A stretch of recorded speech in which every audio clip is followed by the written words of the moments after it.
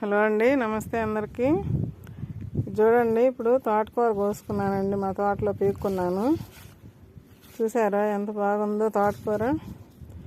ఇక్కడ పొన్నగంటాకు కొద్దిగా తీసుకున్నా. అటిక మామిడి ఆకు 4 కొమ్మలు ఈ తోటకూర దగ్గరే దొరికింది.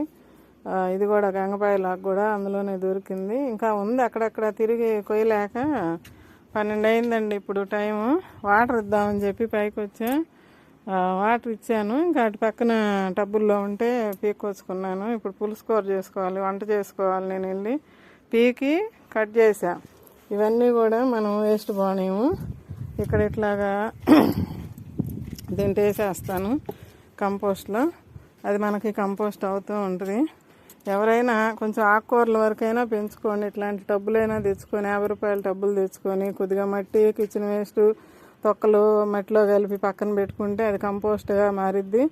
దాంట్లో విత్తనాలు చల్లుకున్నారంటే మీకు ఒక 15 రోజుల కల్లా మీకు ఆకుకూర వచ్చేసిద్ది. ఎవరైనా అట్లా చేసుకోండి. చిన్నపిల్లలు ఇంట్లో ఉన్నవాళ్ళు ఆకుకూరల వరకైనా మనం పెంచుకొని పిల్లలకు పెట్టుకుందామండి.